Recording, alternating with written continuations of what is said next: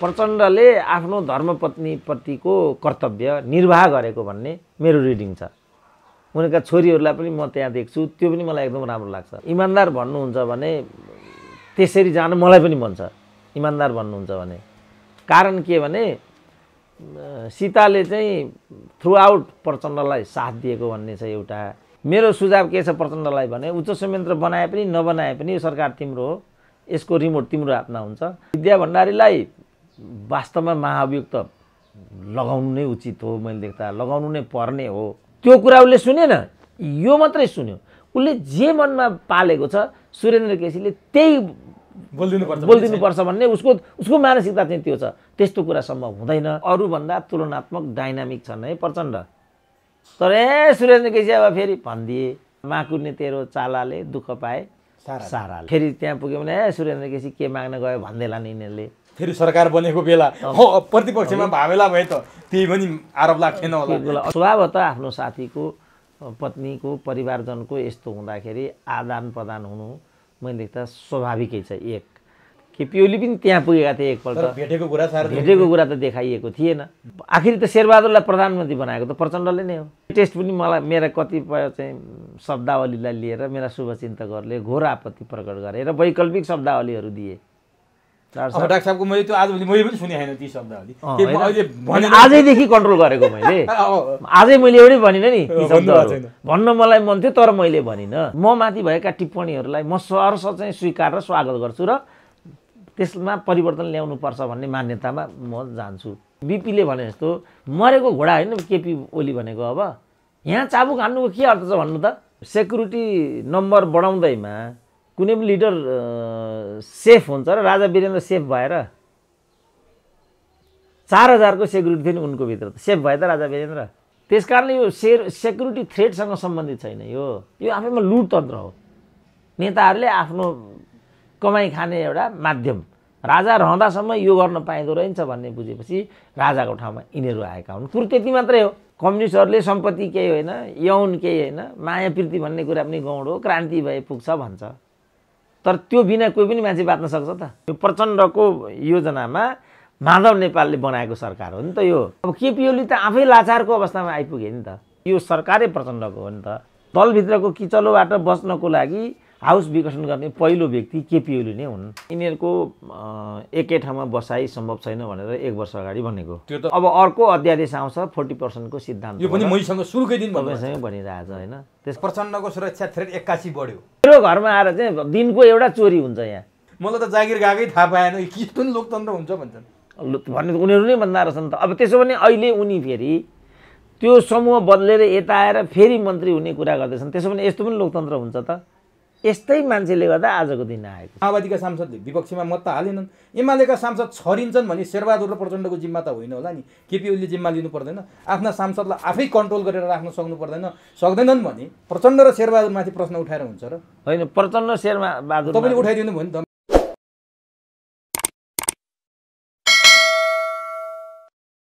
Doctor साहब तपाईँलाई Everest नेपालमा हार्दिक स्वागत। ल हस्, धन्यवाद। अब 5 वर्षको मेन्डेट पाएका केपी ओली सत्ताबाट बहिर्गमन भएका छन्। शेरबहादुर देउवालाई मेन्डेट पनि थिएन, एजेन्डा पनि थिएन, उनी अचानक सत्तामा आए। कस्तो देखियो भने झन्डै 2/3 मतसहित आएका केपी ओली 1/3 झरेका छन्। अहिलेको हिसाब हेर्दा 1/3 पनि नपुगेको शेरबहादुर देउवा झन्डै 2/3 ल्याए 249 को हिसाबले प्रधानमन्त्रीमा विश्वासको मत पाएर चाहिँ अनुमोदन भएका छन्।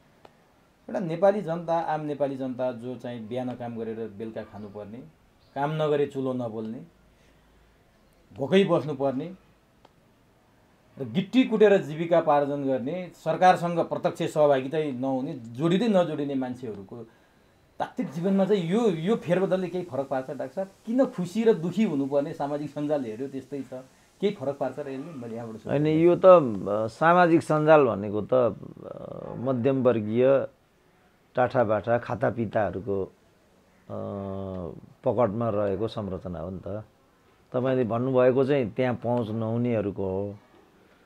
मलाई लाग्छ 5 वर्ष अगाडि त सोसियल मिडियामा म पनि जोडिएको थिइनँ होला। यो 2040 सालको दशकको कुरा हो। कतिपयले टेलिभिजनको कुरा हामीलाई गर्थे। नेपालमा टेलिभिजनको सुरुवात भएको 40 सालमै हो। हामी त्यो टेलिभिजनको कुरा सुनेपछि टुवा परेर हेर्थ्यौँ के भन्छन् होला यिनीहरू भने जस्तो लाग्थ्यो। त अहिले यो जुन तपाईँ गिटीको के भन्नु हो तिनीहरूको त विषयवस्तु नै होइन नि यो। अनि आम नेपालीको लागि भनौँ न अब बहुसङ्ख्यकता हामी गरिबीकै रेखामुनि छौँ। अहिले पनि किसान कृषि कार्य नगरेर पेट भरिँदैन, त्यो पनि 3-4 महिनाभन्दा बढी हुँदैन। त्यस्ता मान्छेलाई प्रधानमन्त्रीको कुर्सीमा शेरबहादुर आउनु र केपी ओली जानुले अथवा अर्को आउनुले कुनै तात्विक भिन्नता राख्छ कि राख्दैन, उनीहरूले त्यसले महत्त्व दिन्छ कि दिन्न, यो ठुलो चाहिँ नेपालीहरूकै लागि ठुलो विषय बनाएर चाहिँ अहिले स्याल यहाँ गरिरहेछ। त्यही भएर मैले डाक्टर साहब होइन, यो त अब अर्को के छ, नेपालको राजनीतिमा समस्या के छ भने पब्लिक पनि आम पब्लिकको रूपमा छैन, त्यो पार्टिसन जस्तो नै छ। किनभने तलैदेखि वातावरण चाहिँ विषाक्त बनाएर ल्याएको छ यिनीहरूले।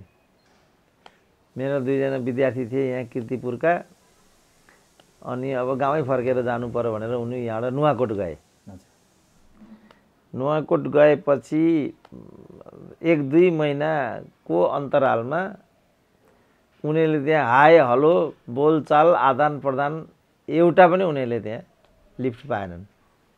उनीहरूको समस्या के थियो भने उनीहरू कुनै पार्टीमा आबद्ध थिएनन्। अब तपाईँ पार्टीमा आबद्ध नहुने बित्तिकै त अहिले तपाईँले गाउँमा पनि तपाईँ खुट्टा टेक्न सक्नुहुन्न नि। पुरै यो घर कसको, यो घर कसको, यो घर कसको भन्ने कुरा पहिल्यै नोटिस हुन्छ राजनीतिक दलहरूसँग। सांस्कृतिक रीतिरिवाज समेत बायसका आधारमा हुन थाल्यो सबै कुरामा। अब यहाँ त काठमाडौँमा त देखि नै रहेछ तपाईँ भएकै छ। कुनै एउटा पत्रिकामा लेख छाप्नु पऱ्यो भने पनि सम्पादक आफ्नो हुनु पऱ्यो, कुनै एउटा टिभीमा अन्तर्वार्ता बज्नु पऱ्यो भने पनि त्यो आफ्नो हुनु पऱ्यो। केही उपाय छैन नि त, तपाईँ देखिरहनु भएको छ नि त। अब यो तरिकाले उनीहरूले चाहिँ उहिले राजाहरूले भन्थे नि, 17 साल अगाडि राजाहरूको भनाइ यही थियो। यो चाहिँ यो कोरा दलगत व्यवस्थाले गर्दा यसले चाहिँ समाज रीतिथिति बुझ्दैन, यसले चाहिँ दल समाजमा चाहिँ विभाजन ल्याउँछ, अनि सामाजिक सुसम्बन्धहरूमा गतिरोध ल्याउँछ। त्यसकारण यो चाहिँ हाम्रो हावापानी माटो र समाज अनुकूलको छैन, यो व्यवस्थै हाम्रो लागि अनुकूलको छैन। यो यही तर्क दिएर राजाले चाहिँ 17 साल ल्याएको थियो। नभन्दै राजाले जुन 28-29 वर्ष चाहिँ निर्दलीय व्यवस्था चलाए नेपालमा, त्यो निर्दलीय काल नै यस्तो हो जसले दिएको शैक्षिक, भौतिक र अन्य पूर्वाधारको जगमा हाम्रो समाजले काम चलाइरहेछ भनौँ न। साधारण एउटा वीर अस्पताल जानु पऱ्यो भने पनि राणाकालमा खुल्यो, टेकु जानु पऱ्यो भने पञ्चायतमा खुल्यो, टिचिङ हस्पिटल पनि पञ्चायतमा खुल्यो। अब अरू जति रहेका पूर्वाधारहरू थिए, औद्योगिक पूर्वाधार इत्यादि त त्यसमा निर्दल गनाउँछ इत्यादि भनेर उनीहरूले त्यो सबै बन्द नै गरिदिए। आज संयोगले डाक्टर साहब ठ्याक्कै 17 सालको कुरा निकाल्नुको 15 सालपछिको संयोगले बिपी कोइरालाको स्मृति दिवस रहेछ साउन 6। आजकै दिन बिपी कोइरालाको 2039 साल साउन 6 गते निधन भएको। अब ठ्याक्क डाक्टर साहबले भन्नुभयो जुन अवधिमा राजाको महेन्द्रको प्रत्यक्ष शासन चल्यो 10 वर्ष 17 देखि 28, त्यही अवधिमा महेन्द्रको कालमा भएका कुराहरू हुन् भन्दा एउटा कल्पना गरौँ त, बिपी कोइरालाले त्यति बेला भनेका कुरा हामी आजभोलि काहीँ पढ्छौँ, लेख्छौँ, देख्छौँ।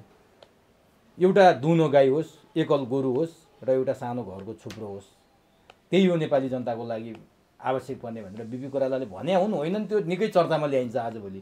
तर त्यो समय बदलेर आज एउटा हातमा ल्यापटप होस्, एउटा घडेरी होस्, एउटा घर होस्, बङ्गला होस्, अब सुकिला मुकिला केमा गइसक्यो। यदि बिपी कोइरालालाई महेन्द्रले अपदस्थ नगरेर 5 वर्ष मात्रै काम गर्न पाएको भए त्यति बेला के हुन्थ्यो डाक्टर साहब? विकास हुन्थ्यो डेमोक्रेसीको नाममा, अथवा विनाश हुन्थ्यो, अथवा नेपाल बङ्गलादेश हुन्थ्यो, के हुन्थ्यो? धेरै चर्चा परिचर्चा गर्छन्। ठ्याक्कै डाक्टर साहबले प्रसङ्ग ल्याउनाले मैले यो विशेष सोधेँ। अब के हुन्थ्यो भनेर चाहिँ हाइपोथेटिकल्ली जाने हो भनेदेखि त जस्तो 47 सालदेखि यता के भयो त्यसलाई सादृश्य मानेर हेरौँ। 31 वर्ष त्यो छँदैछ 47 पछि 78 सम्मको। अब तपाईँ त्यो 29 वर्षमा के भयो, यो 29 वर्षमा के भयो, तपाईँ ती तुलना गरेर हेर्नुहोस्। एउटा कुरा चाहिँ बिपीलाई बेनिफिट अफ डाउट के दिन सकिन्छ भने यिनीहरूभन्दा चाहिँ अब भिजनरी त बिपी छँदै थिए, त्यो म पनि मान्छु। बिपी एउटा भिजन भएकै नेता हुन्। अब प्रतिबद्धता अनुसारको परिणाम दिन्थे कि दिँदैन थिए, त्यो त अब अन्यलमै रह्यो, हेर्न पाइएन। अब व्यवस्थागत दृष्टिकोणले भन्ने हो भने राजाको व्यवस्थाले जे गर्छु भनेको हो उसले एक हदसम्म त्यो गरेको नै मान्नुपर्छ हामीले। यता हामीले चाहिँ जे गर्छौँ भनेका हौँ त्यो पनि हामीले कबुल गर्नुपर्छ कि हामीले गरेका होइनौँ। अब हाम्रो आँखा अगाडि छ नि त, टेकु जस्तो अस्पताल अर्को बनेन, टिचिङ जस्तो अस्पताल अर्को बनेन, बाँसबारी छाला जुत्ता त निमिट्यान्नै भयो, भ्रिकुटी कागज कारखाना त बन्दै गरियो, सिमेन्ट उद्योगहरू बन्द गरिए, सम्पूर्ण कल कारखानाहरू बन्द भए। तपाईँले ट्रली बस देख्नुभयो कि देख्नु भएन? हजुर देखेँ, चढे पनि एक दुईचोटि चढ्ने मौका पाइयो। हेर्नुहोस् त कस्तो गहना जस्तो थियो काठमाडौँको। त्यो बन्द गर्नुपर्ने केही पनि कारण थिएन नि। साझा बस चल्थ्यो मेची महाकाली, त्यति राम्रा बस त अरू कुनै थिएनन् नेपालमा। साझा प्रकाशनको कुरा पनि त्यही हो, नेवानीको कुरा पनि त्यही हो। 28वटा जहाज थियो त्योसँग, अब अहिले 6मा ओर्लेको छ त्यो। ग्राउन्डेड छन् कति जहाजहरू, युरोप सेक्टरसम्म हाम्रो फ्र्याङ्कफर्ट हिथ्रोसम्म जान्थ्यो। अहिले हाम्रो युरोप सेक्टर चाहिँ ब्ल्याक लिस्टेड छ। के भन्ने अब यो भन्यो भने अहिले पनि प्रतिगामी भनिहाल्छन्, बोल्नै हुँदैन। तर भन्छन् नि यिनीहरूले फेरि हामीले प्रजातन्त्र ल्यायौँ, बोल्ने अधिकार दियौँ, अहिले तपाईँहरू टेलिभिजनमा अन्तर्वार्ता लिन पाउनु भएको छ, हामीलाई गाली गर्न पाउनु भएको छ, दोहोरो कुरा गर्न पाउनु भएको छ, नारा जुलुस गर्न पाउनु भएको छ, बाटो कयौँ किलोमिटर बढाइसक्यौँ हामीले, विश्वविद्यालय कति बनाइसक्यौँ हामीले, त्यसपछि आएर गाउँ गाउँमा स्वास्थ्य चौकी थिएन, हरेक गाउँमा हामीले स्वास्थ्य चौकी पुऱ्याइ, यिनी भन्ने कुरा त यिनी छन् नि फेरि। अब जहाँसम्म टेलिभिजनको कुरा हो, ती टेलिभिजनमा उनीहरूका कार्यकर्ता भन्दा बाहेक अरूको अन्तर्वार्ता बज्दैन, सिद्धिहाल्यो।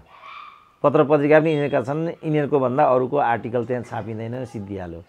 आफ्ना लागि त हिजो उनीहरूले पनि गरेका थिए नि, आफ्ना लागि त जसले पनि गरे। राणाहरूले दरबार स्कुलै बनायो होइन, दरबार छोडिदिनु, ढाकरमा काँधमा बोकेर गाडी ल्याएर यहाँ गाडी चल्थे, टेनिस खेल्थे राणाहरू।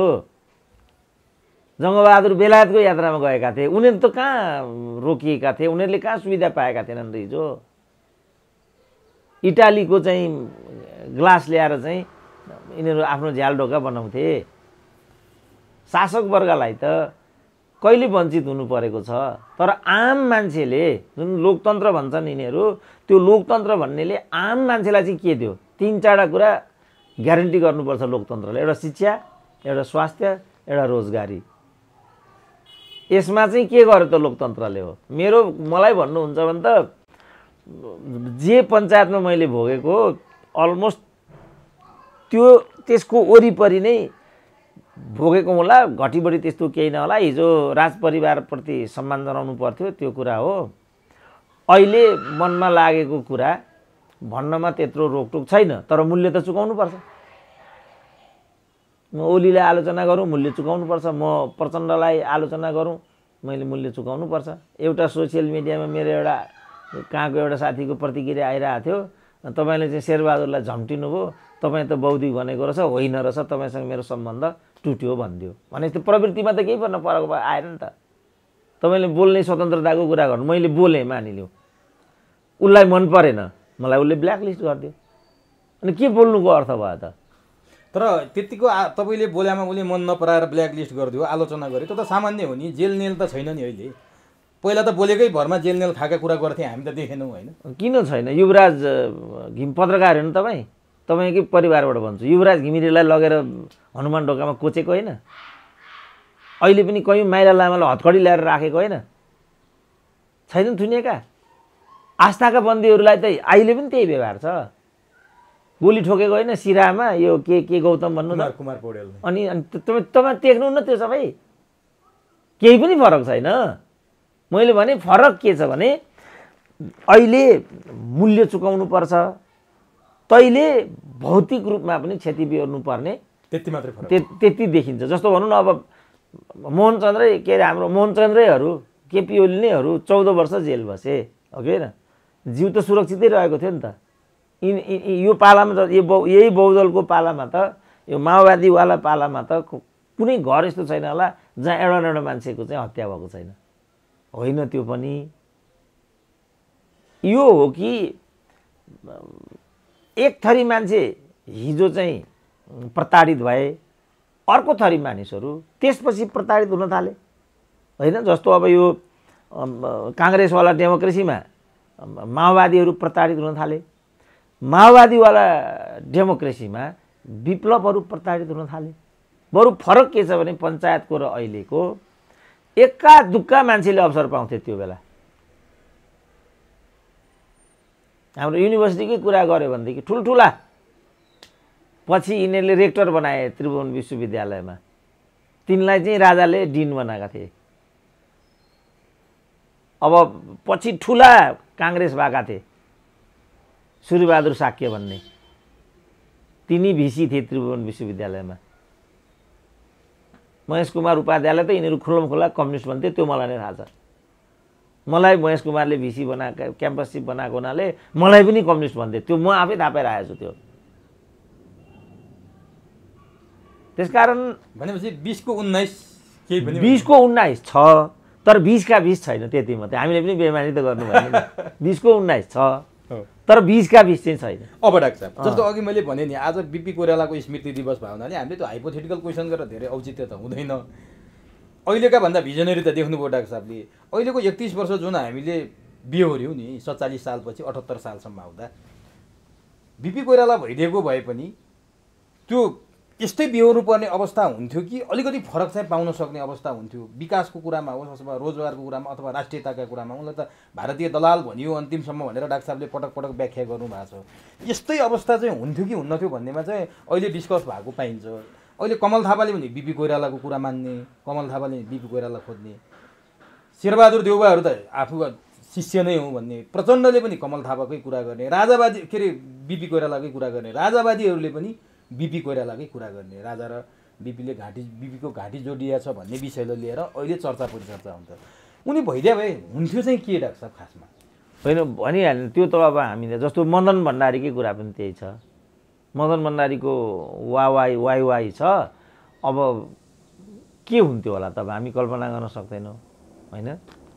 अनि कल्पना गर्न सक्छौँ, तर अब यस्तै हुन्थ्यो होला भन्न त अब हुनेवाला पनि छैन। त्यो त होइन, त्यो अर्कै कुरा भयो। तर भनौँ न, जस्तो मैले भने नि बीपी कोइराला भिजनरी थिए, त्यो कुरा मानियो। जस्तो जङ्गलको राष्ट्रियकरण उनकै भन्ने छ, वीरता प्रथा उनकै समयमा उन्मूलन भएको छ, जङ्गलको राष्ट्रियकरण पनि त्यही बेला भएको छ, पूर्व पश्चिम राजमार्ग पनि पहिलोचोटि उनकै अवधारणा भन्ने छ। हो, काङ्ग्रेसीहरूले त्यही भन्छन्, बीपी कोइरालाले गरेको कुरामा पछि महेन्द्रले आएर त्यसलाई इम्प्लिमेन्ट गरे मात्रै हो, भिजन त बीपीको हो भनेर। त्यसकारण अघि मैले पनि भिजनमा बीपी कोइरालाको भिजन राम्रो देखिन्छ होइन। अब उनी एउटा विराट साहित्यकार भएको हुनाले साहित्यिक मानिसहरू फेरि अलिकति समाजप्रति उदार पनि हुन्छन्।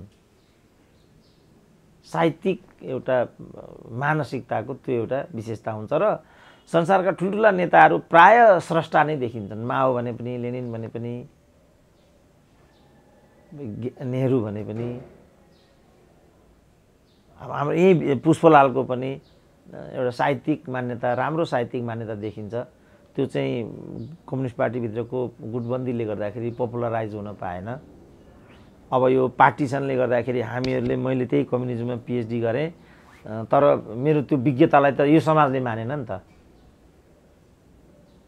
पटक्कै मानेन नि त मेरो विज्ञतालाई त यो समाजले त। किनभने उसको कार्यकर्ता नभइकन विज्ञता मानिँदैन यहाँ, उसको कार्यकर्ता नभई प्रज्ञा प्रतिष्ठानको प्राज्ञ भइँदैन यहाँ, उसको नभइकन इभन लेख रचना मात्रै होइन, पुस्तक इत्यादि पनि आफ्नो पार्टीको भएन भने छापिदिँदैनन् यहाँ। र आफ्नो पार्टीको भएन भने त्यो किनेर पढ्ने, त्यो पढ्नुपर्छ भन्ने यस्तो पनि हाम्रो चलन छैन। सकेसम्म त्यसलाई निषेध गर्ने भन्ने नै छ। त्यस्तो समाज त कुण्ठित भइहाल्छ नि बाबु। अब बीपी कोइरालाको चेला भन्छन् आफूलाई, बीपी कोइरालाले इस्टाब्लिस गरेको नेपाली काङ्ग्रेस, त्यसको भातृ सङ्गठन नेपाल विद्यार्थी सङ्घको पहिलो अध्यक्ष विपिन कोइराला र पहिलो निर्वाचित अध्यक्ष चाहिँ म भनेर शेरबहादुरले आजभोलि सामाजिक सञ्जालमा बोलेको भिडियो सार्वजनिक भइरहेको छ। ती पात्र आज नेपालको 5औं पटक प्रधानमन्त्री भएका छन्। अब तिनीबाट चाहिँ 4 पटकसम्मका उनका विकृतिका डङ्गुर चाहिँ नि अब व्याख्या गरी साध्य छैन। 52 सालदेखि 74 सालसम्म संसद खरिद बिक्री, सुरा सुन्दरी, अब सङ्कटकाल लाउने, टाउकाका मूल्य तोक्ने, असक्षम भएर बाहिरिने, राजालाई प्रजातन्त्र बुझाउने, 74 सालमा प्रधान न्यायाधीशमाथि महाभियोग लाउन खोज्ने, पुलिसको आइजिपीमा चाहिँ हस्तक्षेप गरेर आफ्ना मान्छे राख्न खोज्ने, यी सबैले शेरबहादुर देउवाप्रति मान्छेको आशा पटक्कै छैन, निराशा मात्रै छ, आशाहीन भन्छन्। अब बिपी कोइरालाको चेलो भनेर भन्ने शेरबहादुरबाट चाहिँ अब 5औं प्रधानमन्त्रीबाट 4औं त सबै आशाहीनमा सकिए, केही पनि पाइएन, सबै विकृति मात्रै देखियो। अब चाहिँ के देख्नुहुन्छ डाक्टर साहबले अब आउने कार्यकालमा? अब त्यो सम्भावना नै छैन, किनभने अब चुनावी सरकार हो यो, अब 1.5 वर्षको अवधि हो, अनि मिलिजुली पनि यति मिलिजुली कि जम्मैलाई भाग चाहिन्छ। त्यो भागको खोजीले गर्दाखेरि अब अहिले सरकारलाई पूर्णता दिनुपर्ने समय विलम्ब भइसक्यो। हिजो चाहिँ खड्ग ओलीले स्वास्थ्य मन्त्री नियुक्ति नगर्दाखेरि कत्रो बवन्डर गर्थे। त्यस कारणले इमोरल सोसाइटीको र इमोरल नागरिक समाज बौद्धिक पनि इमोरल भएपछि विवेकहीन हुँदो रहेछ क्या। अब विवेकहीन एउटा परिवेशमा के कति भन्न सकिन्छ त्यो नै मेरो लागि त अब के भन्ने, मैले नै बोल्दाखेरि अकमकिनु पर्ने स्थिति आइसक्यो। अघि मैले तपाईँलाई भने नि, तपाईँले जति पनि शेरबहादुरको विषयमा भन्नुभयो त्यो त मैले शेरबहादुरलाई कहिले पनि भनेको थिएन, तर तैँले भनिस् भनेर एउटाले अप्टिक लगायो। तर हो त फेरि त्यो भएकै कुरा त बोलिया हो। समाजले मानेन नि बाबु।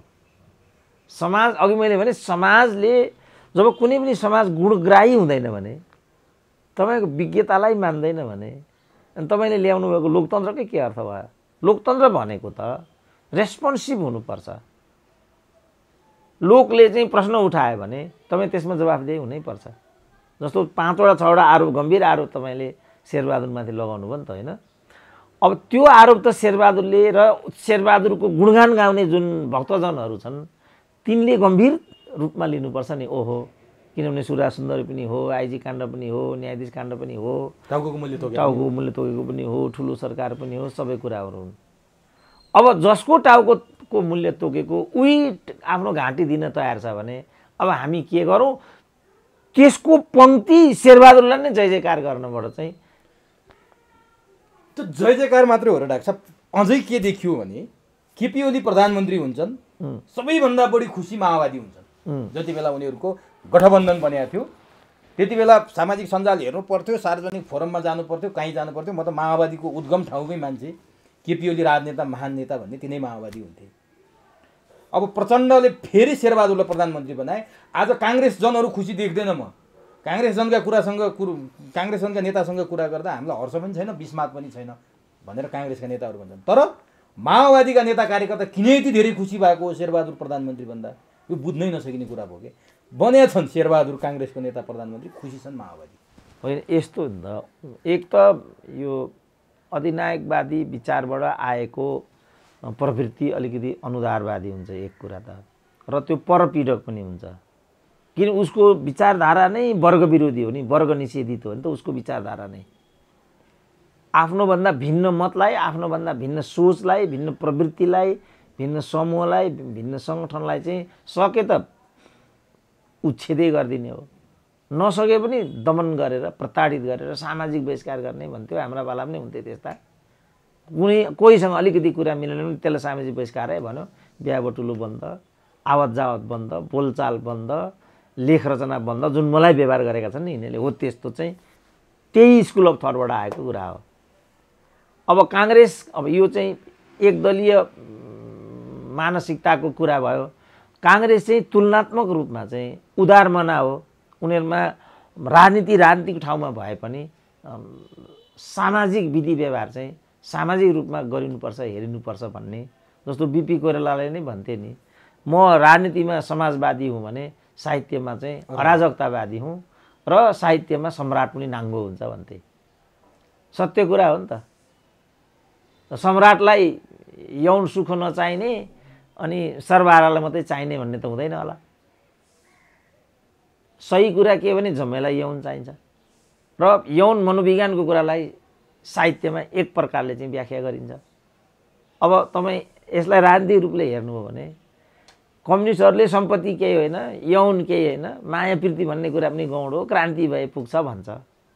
तर त्यो बिना कोही पनि मान्छे बाँच्न सक्छ त? सम्पत्ति पनि चाहियो, छोराछोरीलाई राम्रो शिक्षा पनि दिनु पर्यो, यौन पनि चाहियो, जम्मै कुरा चाहियो। अब विचारले यो आवश्यक छैन, यसको अर्थ छैन भनिदिन्छ विचारले। अब यस्तो बेलामा उसले के गर्नु पर्यो, चोरी बाटो लिनु पर्यो। त्यसकारण अधिकांश कम्युनिस्ट नेताहरू या त बहुविवाहको शिकार छन्, होइन भने उनीहरू चाहिँ एक्स्ट्रा एफआइआर चलाउँछन्। अधिकांशको यो जस्तो लाग्छ मलाई, किनभने यही नै मानवीयता हो नि। मान्छेको चाहनै यही हो, ग्राउन्ड रियालिटी नै यही हो। जति उमेर 70, 80, 90 वर्ष जतिकै वर्ष हुनुहोस्, अब नाम किन लिनु पर्यो र देखिरहेको छु आफ्नो नेता कार्यकर्ता बिहे गरेका हजुरबाउ भएका उमेरका मान्छेले आफ्नै विद्यार्थी सङ्गठनका नेता कार्यकर्ता बिहे गरेर त हामीले देखेकै छौँ। झलझली देखिरहेछ नि त यहाँ। त्यो भनिदिन पो किन पर्यो र आज? अब के उनीहरूले रियलाइज गरे। अब त्यस कारणले गर्दाखेरि चाहिँ यसमा के भयो भन्दाखेरि यो एउटा मनोवृत्तिगत कुरालाई चाहिँ मान्ने कि नमान्ने भन्ने कुरा हो। अनि अब जस्तो यो त्यसै कारण जस्तो यो केपी ओलीको पहिलो क्याबिनेट हुँदा चाइना ट्रिप थियो यिनको, सायद माओवादी पनि पार्ट थियो क्यारे त्यति बेला पनि यिनीहरूको। अनि त्यसमा केही माओवादी भनेका मानिसहरू चाहिँ त्यो चाइना ट्रिपमा परेका रहेछन्। अनि त्यहाँ केपी ओली त अब अङ्ग्रेजी बोल्नमा त केपी ओली त माहिर छन्।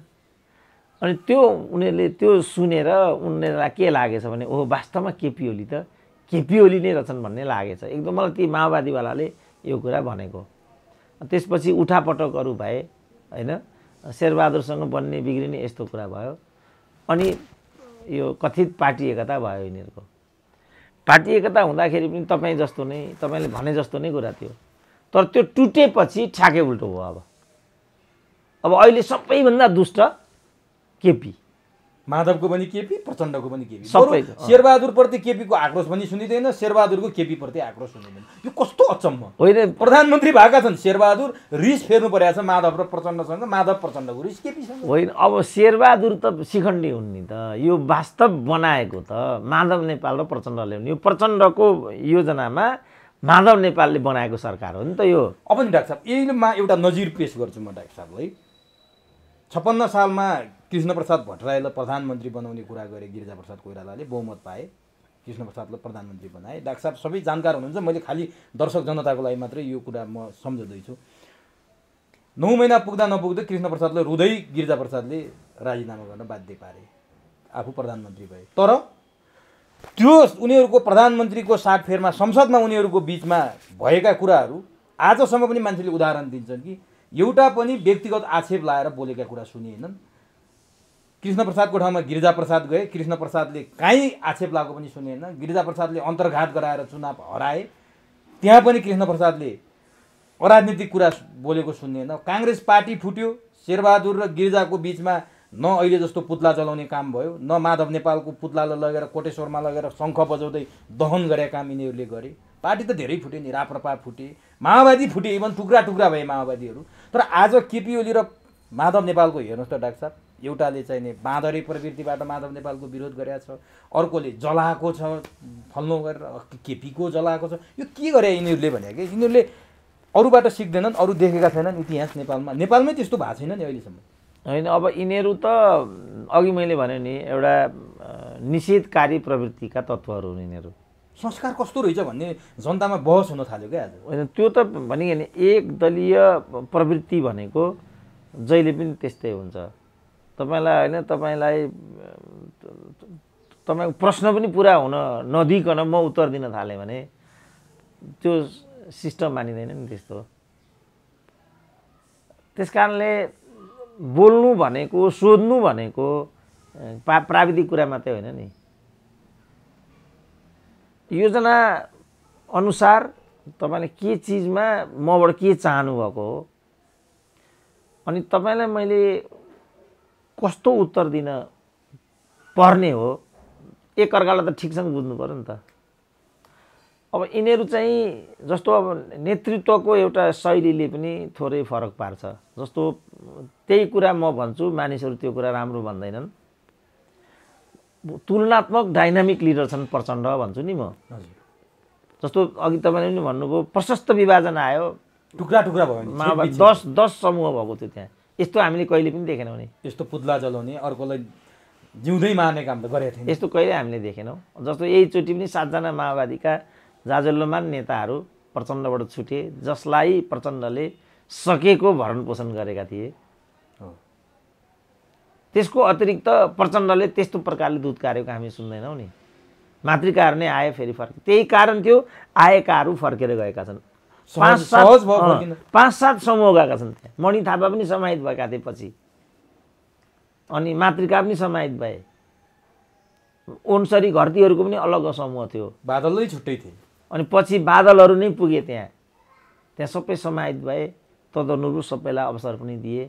यही आलोकमा मैले भनेको कि अरूभन्दा तुलनात्मक डाइनामिक छन् है प्रचण्ड। तर सुरेन्द्र केसी अब फेरि भनिदिए होइन। त यस्तो किन हुन्छ त भनेर भन्दाखेरि उनीहरूमा चाहिँ यो एउटा राजनीतिक द्वन्द्व हो, राजनीतिक प्रतिस्पर्धा हो। राजनीतिमा यस्ता कुरा अस्वाभाविक हुँदैनन् र यसलाई राजनीतिक रूपमा नै सम्बोधन गर्नुपर्छ, सल्टाउनुपर्छ भन्ने चेत छैन नि त त्यहाँ।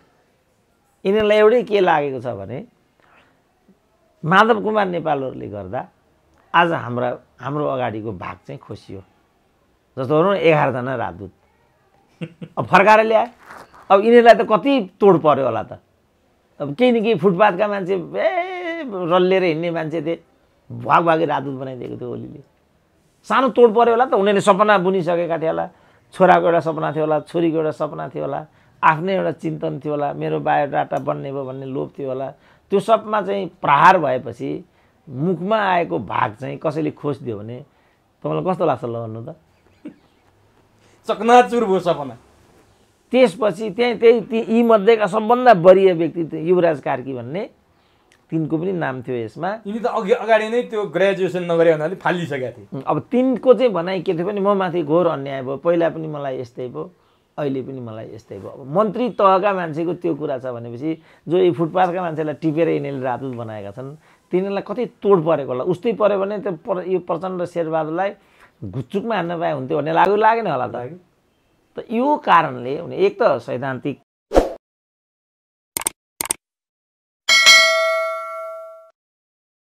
समस्या, त्यो स्कुलिङ नै त्यस्तो छ कि आफ्नो स्वार्थ प्रतिकूल हुने बित्तिकै त्यसलाई सिद्ध्याउनुपर्छ, मार्नुपर्छ, काट्नुपर्छ, निषेधकारी प्रवृत्ति। स्कुलिङ नै एउटा त्यस्तो छ। अब अर्को चाहिँ अब सैद्धान्तिक स्वार्थहरू, सङ्गठनात्मक स्वार्थहरूका कुरा भए। नम्बर 3 मा चाहिँ वैयक्तिक स्वार्थहरू पनि यदि त्यसमाथि चाहिँ साङ्घातिक हमला भएको छ भने त्यसलाई असामान्य रूपमा लिनु।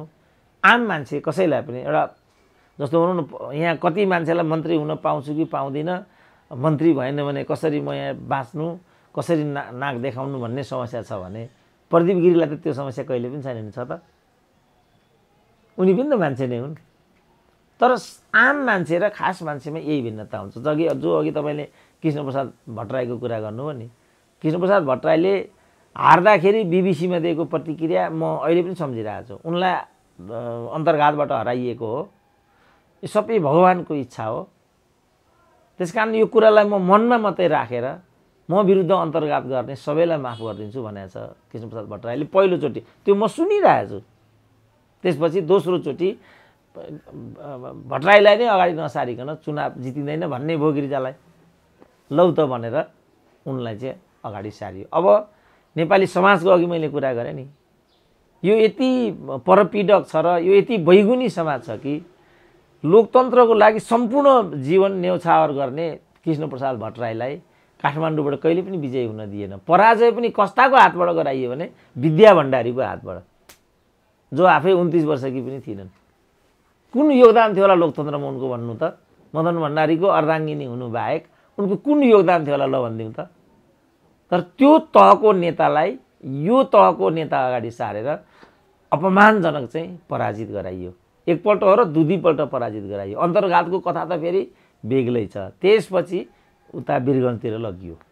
धन्न मधेसका जनताले बिचरा जे भए पनि मधेसका जनता सचेतै रहेछन् भन्नु पर्यो, कृष्णप्रसादको महत्त्व बुझ्दा रहेछन् पनि भन्नु पर्यो, विजयी बनाएर पठाए। तर गिरिजा कोइरालाले सहेनन्। तपाईँले आम कार्यकर्ताको कुरा गर्नुभयो, अघिदेखि त्यस्तो कुरा गरिरहनु भएको छ। गिरिजा त आम मान्छे त होइनन् नि। लास्टमा कृष्णप्रसाद भट्टराईको भनाइ के थियो भने, ल गिरिजा बाबु ठिकै छ, मेरो चाहिँ अब फ्रान्सको राजकीय भ्रमण प्रस्तावित भइसक्यो, त्यो एउटा भ्रमण पुरा गरेर फर्केर आउँछु, त्यसपछि म छोडिदिन्छु भने। गिरिजाले मानेन, हुँदैन, अहिले राजीनामा दिनुपर्छ भने। कस्तो भएर ल भन्नु त? अब नेतै त्यस्तो भएपछि उसको कार्यकर्ता कस्तो हुन्छ र ल भन्नु त। अघि मैले प्रचण्डको कुरा गरेँ नि, प्रचण्डमा त्यो सहिष्णुता भएको हुनाले र त्यो एउटा आचरण भएको हुनाले उनका कार्यकर्ताहरू उदण्ड त छन् नि त्यहाँ पनि, तर एउटा नेताको कारणले सिङ्गो पङ्क्ति संयमित भयो। सानो दुर्व्यवहार गरेको छ र यो बिचमा केपी ओलीले, तर उनीहरू संयमित बसेका छन् नि, किनभने प्रचण्ड आफै संयमित छन्। तपाईँ क्रोनोलोजी हेर्नुहोस् 1 वर्षमा के भयो के भएन, त्यो सबै प्रचण्डले सहेको छ। प्रचण्ड सहनशील भएको हुनाले यसको असर तर कार्यकर्तासम्म परेको छ। अब केपी ओली हेर्नुहोस् तपाईँ, त्यो संस्कारको भएको हुनाले उनका कार्यकर्ताहरूमा त्यो प्रवृत्ति देखा परेको छ। अब नि डाक्टर साहब, केपी ओली एमालेको अध्यक्ष, भर्खर प्रधानमन्त्रीबाट बहिर्गमन भएका, पहिला पनि प्रधानमन्त्री हुँदा अरिङ्गाल बनेर सरकारको संरक्षणमा जुट भने केपी ओलीले, त्यो अरिङ्गालको निकै चर्चा परिचर्चा भयो। अहिले केपी ओलीका समर्थकहरू हिजो देख्नु भने डाक्टर साहबले ढेडु बाँदर बनेर पुरा सामाजिक सञ्जालमा जतासुकै चर्चा छ। केही समय अगाडि कोमल ओलीले बाँदरको कविता भनेका थिइन्, ठ्याक्कै त्यही भएको छ। अहिले कोमल ओलीको कविता त्यही लागू भयो भनेर पनि भनिरहेका छन्। यस्तो तरिकाले आउने उता महेश बस्नेतको साइबर सेना, हिजो मात्रै प्रभु शाहले फेरि आइटी सेना भनेर अर्को चाहिँ खोल्या छन्, जहाँ चाहिँ टोपबहादुर रायमाझी, सुमन प्याकुरेल एमालेका नेताहरू छन्। यो केपी ओलीले यिनीहरूलाई नियन्त्रण गर्न नसकेका हुन् कि केपी ओलीकै इच्छा चाहनामा यस्ता गतिविधि हुन्छन् कि? केही दिन अगाडि महेश बस्नेतले जङ्गलमै लगेर तालिम दिएछ, हतियार चाहिन्छ भने हतियार व्यवस्था गरिदिउँला पनि भने। यो केपी ओलीले नियन्त्रण गर्न नसके, नियन्त्रण बाहिर गएको हो कि संस्कारी त्यस्तै हो त्यहाँ हिजोसम्मका गतिविधि हेर्दाखेरि? अब केपी ओलीसँग मेरो गहिरो सङ्गत छैन।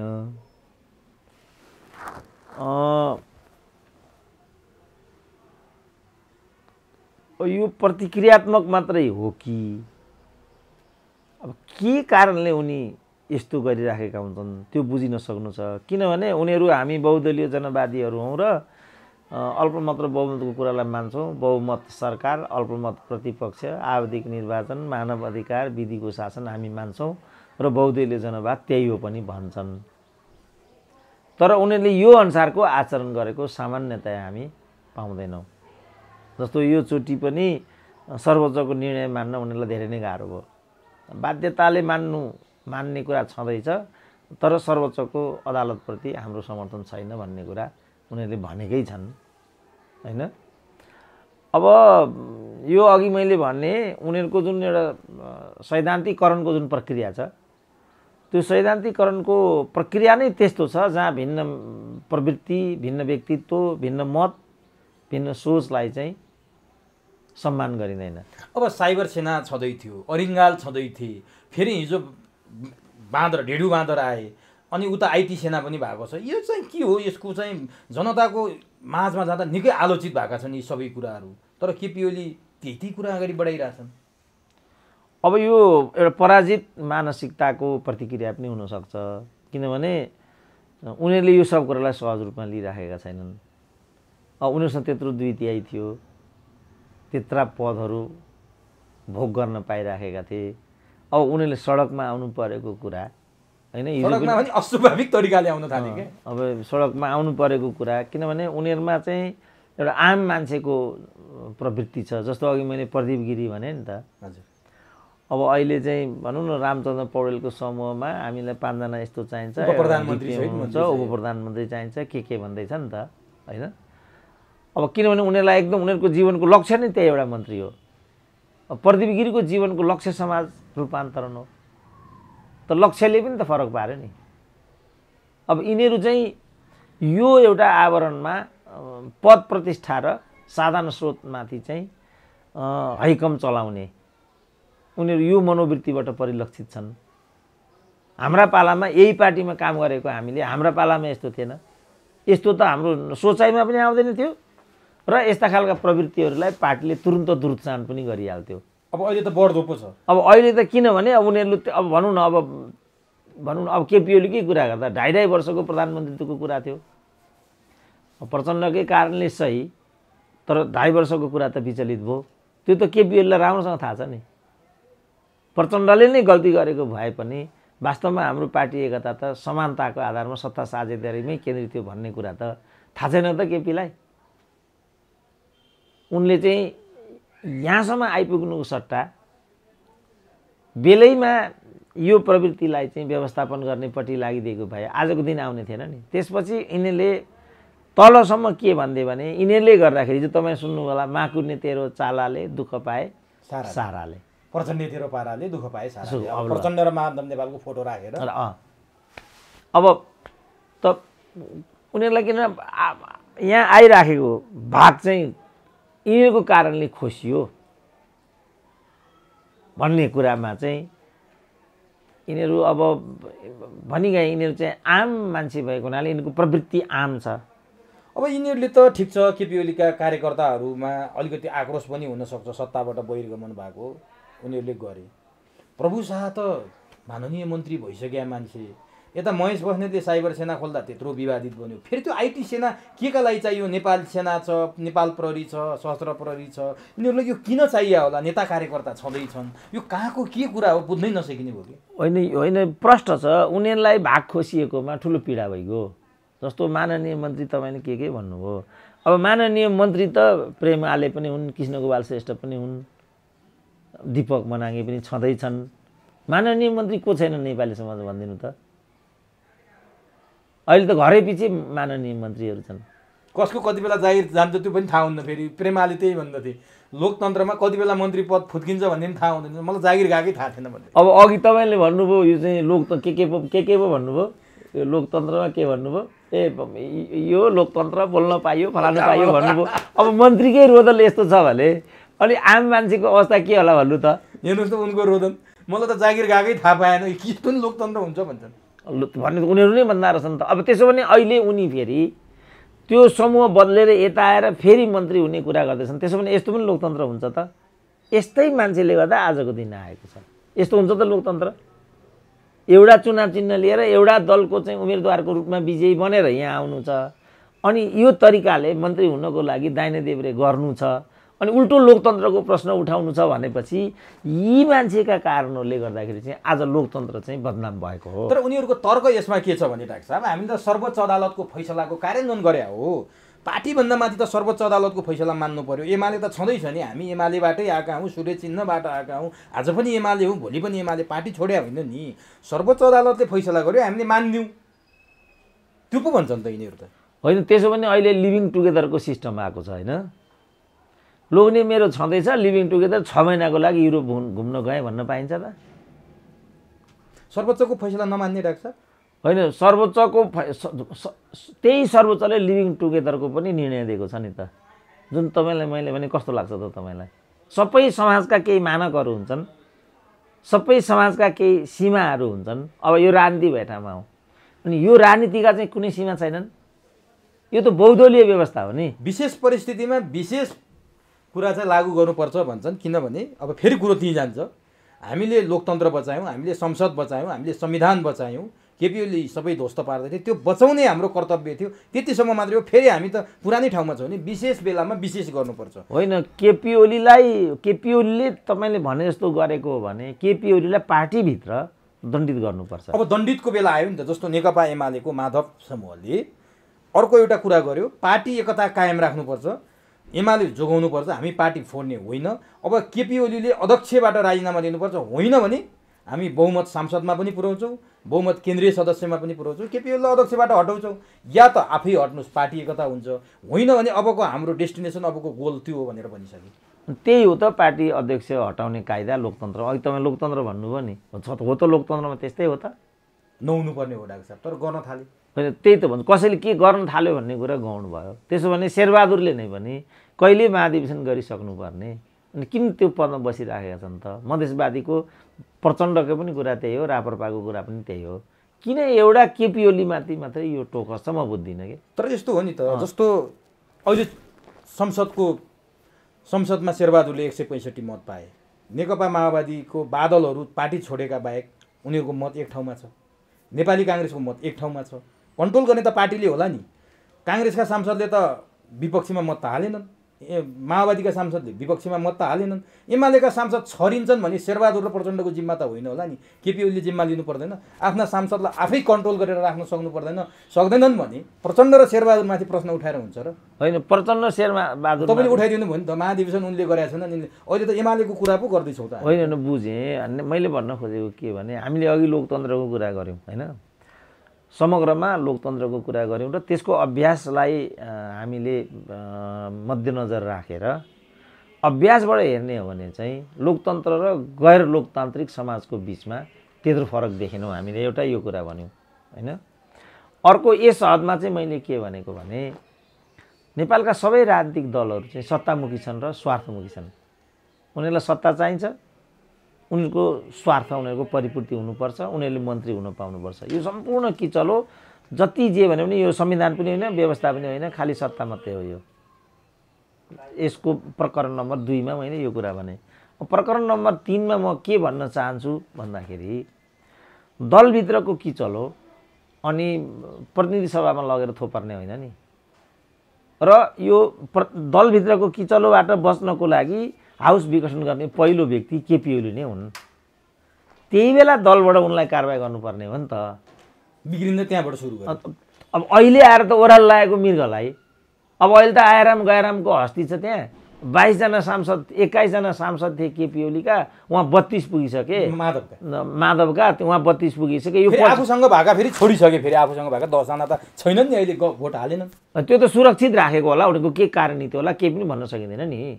अब केपी ओलीसँग बसिरह यिनै तपाईँले अघि मन्त्री भनेकाहरू आएर चाहिँ फेरि यता गरेर मन्त्री खाना आएको भन्ने त जसलाई पनि थाहा छ नि त। त्यस कारण मैले के भनेको भने यो कुरा सत्य हो कि असफलताको मुख्य दोष केपी ओलीलाई नै जान्छ, यो कुरा सत्य हो। हुँदाहुँदै पनि त केपी ओलीलाई मात्रै अनुशासन लाग्ने भन्ने त होइन, केपी ओली मात्रै प्रतिबद्ध हुनुपर्छ भन्ने कुरा नै होइन। केपी ओली त मुली हुन्, घरको मालिक जस्तै हुन्। अब घरमा बाउको अन्डरमा छोराछोरी हुन्छन्, बाउ नै हुन् नि त पदीय हिसाबले त। तर आफ्ना छोराछोरी कहाँ जान्छन्, के गर्छन्, अर्काको घरमा मिल्यापो छन् कि मिल्न नदिने के ट्याक्टिस लाउनुपर्छ, त्यो त केपी ओलीले लाउन सक्नुपर्छ। त्यहाँनिर त चुक्या देख्यो नि केपी ओली। होइन, केपी ओलीको यो जिम्मेवारी हो भन्ने कुरा अघि पनि हामीले भन्यौँ। तर तपाईँले छोराछोरीकै कुरा गरिरहँदाखेरि अहिले हाम्रो पारिवारिक एउटा सन्दर्भमा छोराछोरीलाई नै हामीले तपाईँले भने जस्तो गरेर राख्न सकेका छौँ त। इमान्दार त हुनु पर्यो नि। मैले नै मेरो छोराछोरीलाई के भनेको थिएँ भने तिमीहरूले मेरो लागि केही पनि गर्नु पर्दैन, तिमीले एउटा कुरा गरिदेऊ। मैले भनेको थिएँ छोराछोरीलाई तिमीहरू विदेश नगइदेऊ, मैले यति माग राखेको थिएँ। त उनीहरूले के भन्यो भने बुवा हजुरले भनेको हामी 10 कुरा मान्छौँ, यो एउटा चाहिँ मान्दैनौँ भने। अब के गरेँ त मैले, अब जाऊ भन्नु पर्यो। त्यस कारण पारिवारिक रूपमा भन्दाखेरि पनि यो छ यसको स्थिति। अब नि डाक्टर साहब, अब जस्तो शर्तमाथि शर्त थप्न थाले माधव नेपालहरू। पहिला एक पद एक व्यक्ति भन्ने माधव नेपालै हुन्। अब केपी ओलीलाई प्रधानमन्त्रीबाट त यिनीहरूले खसालिसके, झारिसके।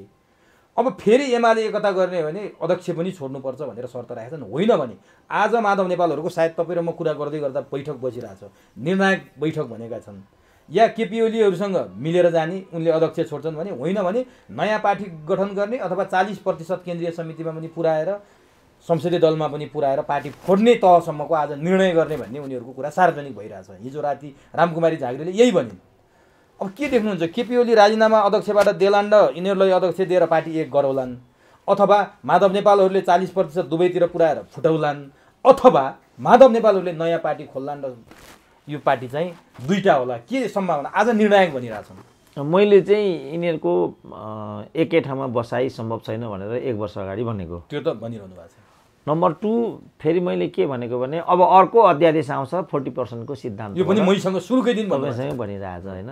त्यस कारणले अहिले मैले भन्न खोजेको चाहिँ कुरा के हो भने अब ओलीलाई योभन्दा बढी लखेट्नुको केही पनि अर्थ छैन। पञ्चायतको सन्दर्भमा बिपी कोइरालाले भन्थे क्या, पञ्चायत चाहिँ मरेको घोडा हो, यसमाथि थप चाबुक हान्नुको केही पनि अर्थ छैन।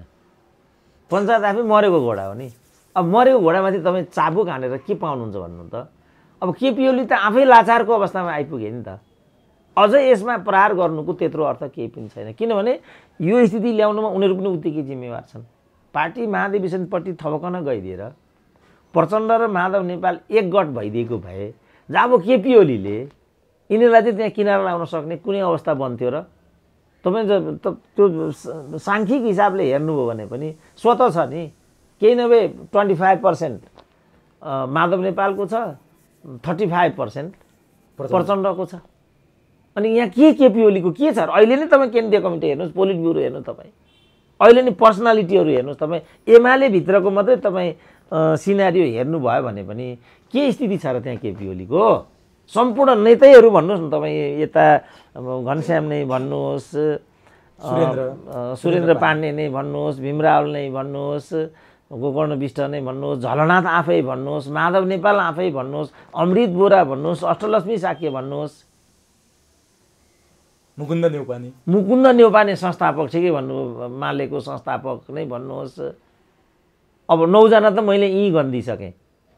अब उता उनीहरूले त्यहाँ उसमा मञ्चमा ल्याएर राखेका कमल कोइराला भन्नुहोस्, होइन त्यता अरू वरिय मान्छेहरूमै भन्दैछु। अब यता उनीहरूले मञ्चमा राखेका मान्छेमा सिद्धिलाल ल्याए, कमल कोइराला ल्याए, यताका के राधाकृष्ण मैनाली, सारा मानिसहरू जो मञ्चमा उनीहरूले राखे। हेर्नुहोस् न वेट, यहीँबाट वेट तपाईँ हेर्नुहोस् न, यत्रो वेट यहाँ छ। अब उतापट्टि जाँदाखेरि अब गोकुल बाँसकोटा इत्यादिबाट नथाल्दा पनि, जस्तो ईश्वर भए, प्रदीप गेवाली भए, विष्णु भए, सुभाष भए छन्, तर माधव नेपालहरू यिनीहरूको तुलनामा हेभी वेट हुन् नि त। झलनाथ, माधव, अमृत। तर यत्रो हेभी वेटले केपी ओलीले किन खेलाउन सफल भइरहन् त? सत्ताकै कारणले हो। आज सत्ताबाट बहिर्गमन हुँदा बित्तिकै यिनीहरू भन्न थाले, केन्द्रीय कमिटीमा पनि हाम्रो डाक्टर साहबले त अघि 40% घटाएर अध्यादेश ल्याउने कुरा गर्नुभयो। यिनीहरूको कुरा के छ भने केन्द्रीय कमिटीमा पनि हाम्रै बहुमत छ, संसद दलमा हामी केही दिनमा बहुमत पुर्याउँछौँ, त्यसपछि केपी ओलीलाई बाई गर्छौँ, सकेसम्म केपी ओलीलाई हटाउँछौँ अध्यक्षबाट, होइन भने पार्टी फुटाएर अर्को पार्टी बनाउँछौँ भन्न थालिसके। अनि त्यो कुनै गौरवको कुरा हो र? यो कति मुस्किल, त्यसैमा गौरव गरिरहेछन्। हो, यहीँबाट तपाईँ बुझ्नुहोस् न यी मान्छे के हुन् भनेर। पार्टी फुटाउने कुरा कुनै गौरवको विषय हो र? एक, किनभने एकदम विभिन्न भङ्गालाहरू एकगठ भएर बनेको पार्टी हो। तर केपी ओलीले प्रश्न भनिसके, माधव नेपाललाई एमालेमा ठाउँ छैन, अरू सुध्रेर आउँछौ भने ठाउँ छ। माधव नेपालका लागि एमालेमा अब च्याप्टर क्लोज भनिसकेपछि माधव नेपालसँग उपाय के छ र? गएर केपी ओलीको चरणमा पर्नु पर्यो कि माफ गर्नुहोस् भन्नु पर्यो? होइन, माफ त्यो चरण माफको कुरा नै छैन। कार्यदल छ नि त त्यहाँ, कार्यदल त भङ्ग गरिदिइसक्यो केपी ओलीले। अब कार्यदल भङ्ग गरिदिए त माधवै नेपालका कारणले कार्यदल भङ्ग भयो नि त। किनभने कार्यदल गठन गरियो, कार्यदल गठन गरेपछि कार्यदलले सुझाव दियो, सर्वसम्मत सुझाव हो नि त कार्यदलको। अनि कार्यदलको केही कुरै नमान्ने माधव नेपालको पोजिसन हो भने त्यसमा दुईटा कुरा उनले त भन्छन् त, भीमराव बिके, उनका पक्षका मान्छेहरू भीमराव काहीँ न काहीँ बिके, केपी ओलीकै सल्लाहमा राजीनामा पनि दिए। अहिले केपी ओलीले नै गल्ती गर्ने, माधव नेपाल राजीनामा तपाईँले किन दिनु पर्यो, फिर्ता ल्याउनुहोस् भनेर केपी ओलीले दबाब दिइरहेछन्। उनका जिल्लाबाट, उनका क्षेत्रबाट, सुदूरपश्चिमबाट 15-17 जनाको टोली आएर राजीनामा फिर्ता गर्न भनिरहेछ। यो त उनले एउटा चाहिँ स्टन्ट मात्रै गरे हुन् भन्न थालियो। फस्ने त भीमराव नै देखिरहेछन् यहाँ। होइन, भीमरावलको त त्यो फस्ने नफस्ने भने राजीनामा उनले फिर्ता ल्यायो भने के हुन्छ दबाबमा? अब हिजो किन दिएको थियो? सुरेन्द्र पाण्डेले तान्दै उनको आक्रोश त देखिरहेको थियौँ हामीले। त्यो अडिन नसक्ने राजीनामा उनले किन दिए? त्यो माधव नेपाललाई कमजोर बनाउन उनले राजीनामा दिएको थिए भन्ने कुरा माधव नेपालको ग्रुपमा बुझाइछ। अब के हुन्छ त डाक्टर? होइन, त्यो पहिलो कुरा त उनले त्यो राजीनामा फिर्ता लिने नलिने भन्ने कुरा हामीले अहिले निर्णय गर्न सक्ने कुरा हुँदैन। दोस्रो कुरा, भीमरावले त्यो राजीनामा फिर्ता लिँदैनन्, सिद्धियो। तेस्रो कुरा, माधव नेपालले जुन आरोप लगाए भन्ने कुरा गर्नुभयो तपाईँले भीमरावलमाथि, माधव नेपाल समूहका मान्छे लगाए, स्वयंले लगाएको छैनन्, समूहले लगाए भन्ने कुरा भयो भनेपछि त्यो किनबेच गरेको कुरा त उनीहरूले हो नि, त्यसको जिम्मेवारी नेपाली जनता लिँदैन। जहाँसम्म किनबेचै हो भन्ने कुरा छ। अनि त्यो 7 जना फेरि को हुन् त? फेरि ती खुल्लम खुल्ला त्यो के चिनकाजी श्रेष्ठ भने, किसान श्रेष्ठ भने, प्रेम आलेको कुरा अघि पनि हामीले गरिहाल्यौँ। अरू 5-7 जना पनि छन्, होइन तिनीहरू। अनि तिनीहरू चाहिँ के चाहिँ, तिनीहरूले चाहिँ त्यो चाहिँ किनबेच होइन त्यसो भने? त्यस कारणले यो किनबेच इत्यादि भन्ने कुरा अहिले छोडिदिउँ। यो कहाँ गएर टुङ्गिन्छ त डाक्टर साहब? यो त अचम्म भयो। अब केपी ओलीको समूहले यिनीहरूसँग 22 जनासँग प्रष्टीकरण सोध्ने भन्यो, सोधेकै रहेन, त जवाफ आएन। आज बल्ल सोध्ने पत्र काट्ने तयारी हुँदैछ अरे। अब यिनीहरू त्यो सोध्ने मात्रै गरेर हामी सिधै सर्वोच्च जान्छौँ, किनभने सर्वोच्चले हामीलाई त्यो सुविधा दिएको छ भनेपछि केपी ओलीहरू हच्केको भन्ने कुरो पनि छ। अब उनीहरू आज तयारीमा छन्, केपी ओलीहरू एक्सन लिन सकिरहेको छैनन्, के हुन्छ त अब यहाँबाट के रिजल्ट आउँछ? होइन रिजल्ट त यो जम्मा जम्मी यो एमाले सिद्ध्याउने खेल मात्रै हो यो, र रिजल्ट अहिले अलरेडी बजारमा छ। यसको सार तत्त्व चाहिँ एमाले छेदविच्छेद बनाउने मात्रै, यसको सार तत्त्व त्यति मात्रै हो। यो 2/3 भाँड्नु थियो, भाँडियो, त्यसपछि एमाले सिद्ध्याउनु थियो, सिद्धियो होइन। अब केपी ओली त खालि एउटा बाहना मात्रै हो, मोहरा बनाइयो। केपी ओलीलाई एउटा बाहना बनाएर चाहिँ एमाले, किनभने एमाले त फेरि एउटा राइजिङ शक्तिको रूपमा आइसकेको थियो नि त। यो त माओवादीले एक धक्का दियो, पहिलो संविधान सभामा माओवादीले प्रत्यक्षतर्फ 120 जित्दाखेरि यसले 35 जितेको थियो, 33 जितेको, यो समाप्तितिर आइसकेको थियो। फेरि दोस्रो संविधान सभामा ऊ एकैचोटि 70-80मा पुग्यो, सेकेन्ड लार्जेस्ट समूहमा त्यहाँ देखा पर्यो। अनि संविधान सभाको मार्फत आएको संविधान पछिको निर्वाचनमा त उसले त कमालै गरिहाल्यो। त कसरी यसलाई समाप्त पार्ने त भन्ने कुरा यहाँभित्र थियो। यसमा अब माधव नेपालले यो जानेर गरिराखेका छन्, केपी ओलीले नजानेर यो कुरा गरिराखेका छन्। यसमा प्रचण्डको हस्तक्षेप कति छ, यसमा कति अरू अन्य पक्षहरू कति छन्, त्यो चाहिँ समय र इतिहासले मात्रै समीक्षा गर्न सक्छ। तर अहिलेको चाहिँ मैले बुझेको सार के हो भने यो एमाले भन्नेलाई जसरी पनि सिद्ध्याउनुपर्छ भन्ने यसको अन्तर्वस्तु हो। अब होइन भने अब केपी ओली अब त सिद्धिने सडकमा आयो नि त केपी ओली, त्यही पनि छोड्दैन। अब उनीहरू के भन्छन् भने पार्टीको अध्यक्षबाट पनि राजीनामा दिनु पर्यो। एउटा नेतालाई, संसदीय दलको नेतालाई, देशको प्रधानमन्त्रीलाई त्यो तरिकाबाट बाहिर आउने पद्धति नै मैले लेख्दा घातक हुन्छ। किन भोलि अर्को पनि प्रधानमन्त्री आउँछ त्यहाँ, त्यसमाथि पनि, किनभने नेपालको होल हिस्ट्री तपाईँ हेर्नुहोस् न, 19औँ शताब्दीमा के भनिन्थ्यो भने नेपालको कुनै पनि प्रधानमन्त्री कालगतिले मर्दैन भनिन्थ्यो। पछिल्लो पटक 1845 प्रधानमन्त्री भए, इस्वीको 1842-43 प्रधानमन्त्री भए मातवर सिंह थापा। उनी केमा गौरव गर्थे भने मभन्दा अगाडिका सबै प्रधानमन्त्रीहरू चाहिँ कालगतिले मर्न पाएनन्, तर म चाहिँ कालगतिले मर्नेछु भन्थे। त्यसको 15 दिनमा मारिए। भीमसेन थापाले त सेरिएर नि मर्नु पर्यो, योभन्दा 7 वर्षै अगाडिको कुरा थियो। रणदीप सिंहलाई त्यसरी नै आफ्नै भतिजाहरूले मारिदिए। त्यसकारण या त भौतिक रूपमा प्रधानमन्त्रीहरूलाई हत्या गरिदिने, होइन भने राजनीतिक रूपमा उनीहरूलाई सिद्ध्याइदिने। हिजो चाहिँ भौतिक रूपमै सिद्ध्याउने एउटा मध्ययुगीन प्रचलन थियो। जस्तो जङ्गबहादुरले त प्रधानमन्त्री लगायत 31 जनालाई एकै च्यान पारेर कोत पर्व ल्याएका थिए। पछि जङ्गबहादुरकै छोराहरूलाई अर्को सर्वनाशको एउटा नियति बिहोर्नु पर्यो। जङ्गबहादुरको सन्तानले अहिले पनि टाउको उठाउन पाएको छैन। 150 वर्ष भइसक्यो जङ्गबहादुरका सन्ततिहरू कहाँ छन् भन्ने कुरा अहिले पनि नेपाली जनतालाई थाहा छैन। अधिकांश त मारिए त्यही बेला। त जुन यो हत्याको संस्कृति छ नेपालको राजनीतिमा हिजैदेखि व्याप्त छ। मध्ययुगमा पनि यो मल्लकालमा पनि यो कति हो कति सबै मन्त्री प्रधानमन्त्रीहरू मारिएको नै रेकर्ड छ। त अहिले चाहिँ भौतिक रूपमा मार्ने स्थिति नभएपछि राजनीतिक रूपमा चाहिँ सिद्ध्याउने यो प्रवृत्ति हाबी छ। यो कस्तो प्रवृत्ति हो त भन्ने कुरा हो। केपी ओली एउटा जब केपी ओली आयो गयो कत्रो कुरा भयो। अब यसरी नै केपी ओलीलाई गर्दा अब आखिर त्यहाँ पद्धति छ नि। 5 वर्षको लागि त निर्वाचित भएर आएका हुन् केपी ओली। अघि कृष्णप्रसाद भट्टराईको तपाईँले मलाई त्यहाँ भन्न दिनु भएन। त्यसपछि कृष्णप्रसाद भट्टराईले चाहिँ राजीनामा दिने निर्णय गरे। राजीनामा दिने निर्णय गरेर त्यो जुन राजीनामा पत्र जसरी भीमरावले हिजो सुनाए त्यस्तो खालको राजीनामा पत्र चाहिँ कृष्णप्रसाद भट्टराईले हाउसमा सुनाए। त्यो यति मार्मिक थियो कि त्यो सुन्दा नरुने मान्छे कोही पनि थिएन। आफै पनि रुँदै उनको त्यसमा भनेको म अहिले पनि सम्झिरहेको छु। ठिक छ, म अहिले यहाँ त गएँ, तर यो पीरले कसैलाई पनि भोलि छोड्नेवाला छैन। नभन्दै त्यही तापमा चाहिँ जलेर गिरिजाप्रसाद कोइराला समाप्त हुनु पर्यो। रुँदै रुँदै त्यो गिरिजालाई त्यो गराउने, सारा मर्न विवश बनाउने त आफै प्रचण्ड थिए। पछिल्लो चोटि त हरेक भाषणमा उनले भन्न थाले कि मेरो गल्तीले गर्दाखेरि यो कुरा भयो भनेर। अब रुसीमा एउटा उखान छ, इतिहासले मान्छेलाई केही पनि भन्दैन अरे, दण्डित मात्रै गर्दै जान्छ अरे।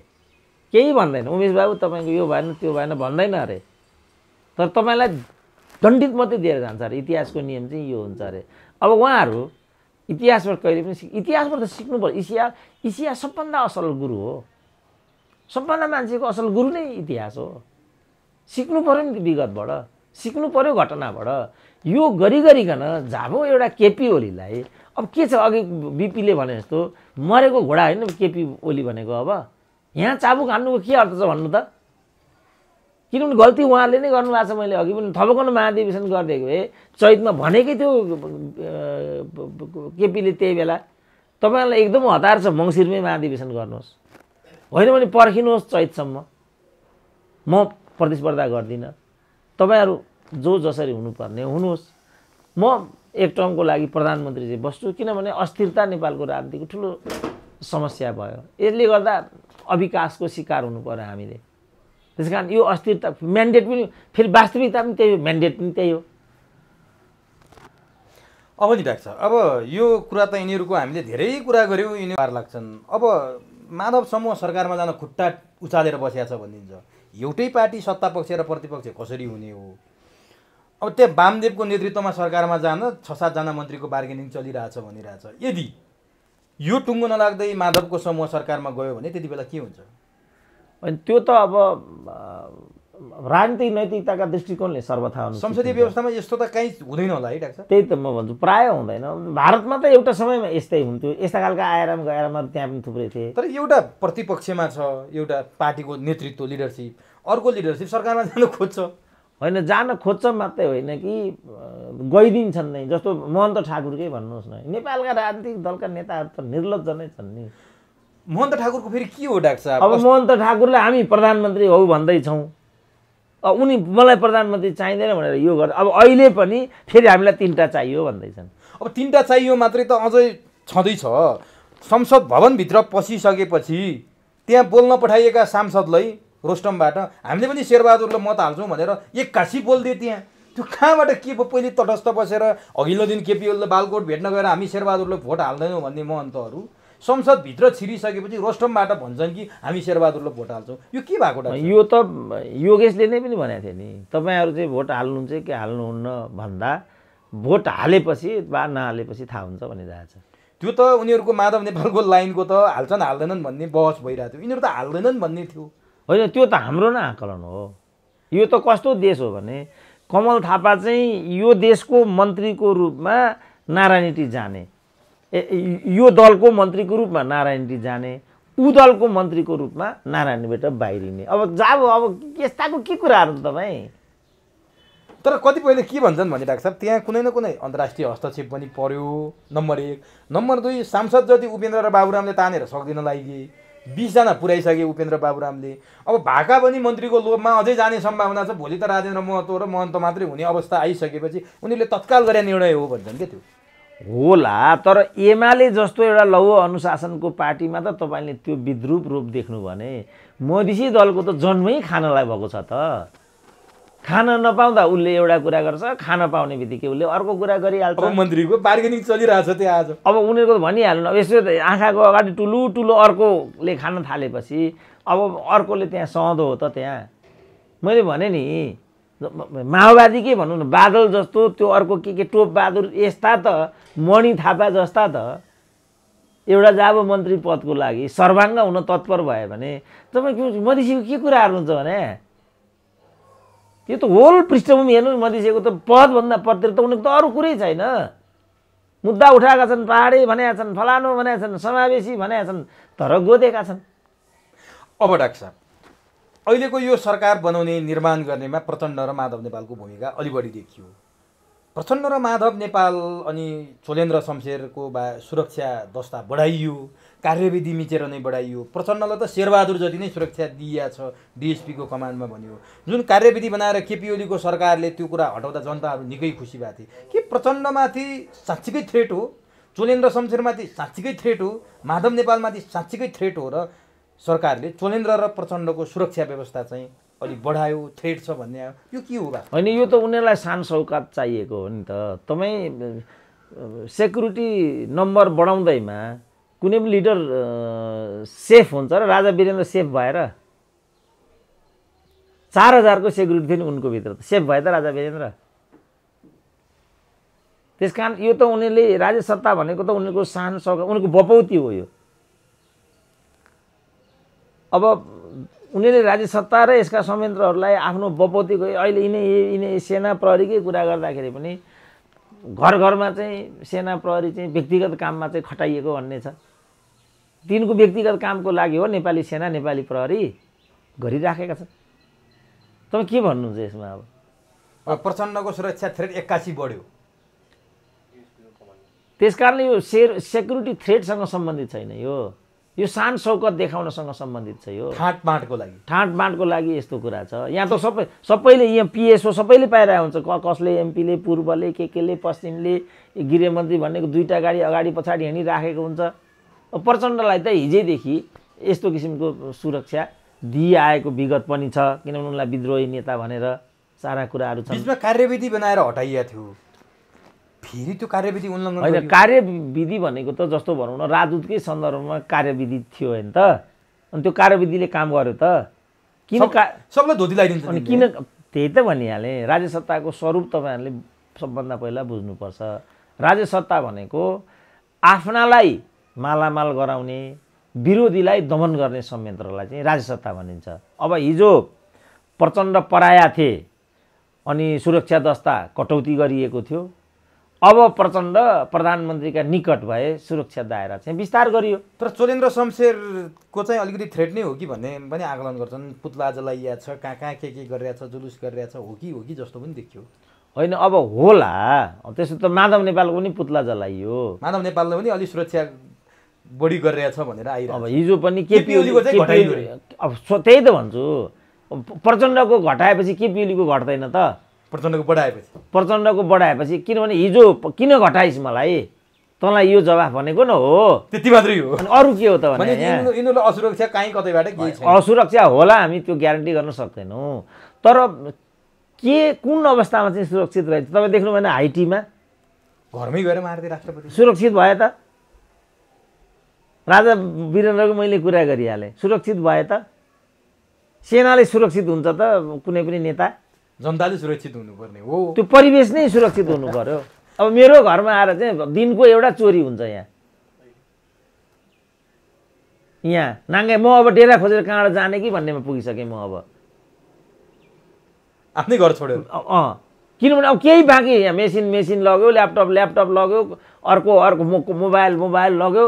अब कसलाई के भनौँ त म?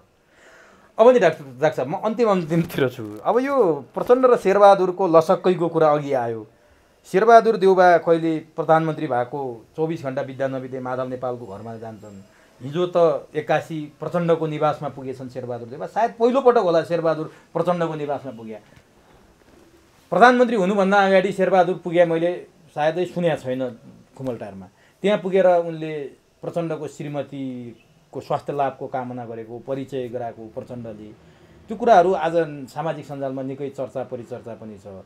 शेरबहादुर खोप केन्द्रहरूमा पुगे, खोप केन्द्रमा सर्वसाधारणको पछाडि लाइन लागे। अब त हिजोका शेरबहादुर सुध्रे कि क्या हो भन्ने तर्फबाट पनि बहस हुन थालेको छ। सामाजिक सञ्जालमा पनि शेरबहादुरका कामहरू अलि अपडेट भएको जस्तो देखिन्छ। के साँच्चीकै शेरबहादुरलाई रत्नकारबाट डाकु बन्ने अवसर आएको हो, अथवा प्रचण्डको घरमा गएर स्वास्थ्य लाभको कामना गर्दाखेरि मान्छेले भने प्रचण्डको श्रीमतीको मात्रै किन गर्नुहुन्छ?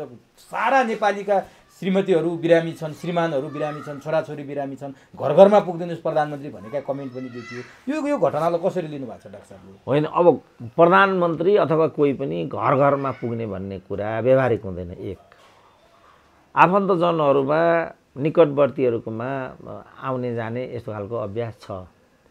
दलीय व्यवस्थामा त दलकै सँग वैवाहिक सम्बन्ध गर्ने, कुटुम्बरी गर्ने, मलामी गर्ने इत्यादि गर्ने छँदै नै छ।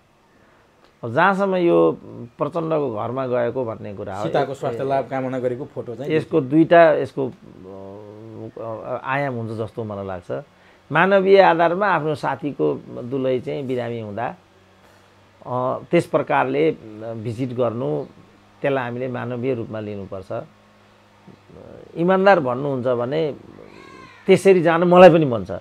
इमान्दार भन्नुहुन्छ भने कारण के भने सीताले चाहिँ थ्रु आउट प्रचण्डलाई साथ दिएको भन्ने छ एउटा। अर्को चाहिँ प्रचण्डले आफ्नो धर्मपत्नीप्रतिको कर्तव्य निर्वाह गरेको भन्ने मेरो रिडिङ छ। उनका छोरीहरूलाई पनि म त्यहाँ देख्छु, त्यो पनि मलाई एकदम राम्रो लाग्छ। बुहारीलाई चाहिँ म त्यहाँ देख्दिनँ, खिन्नता हुन्छ मलाई, किनभने अक्सर नेपाली समाजमा सासूले बुहारीलाई हेर्दैनन्, सहँदैनन्।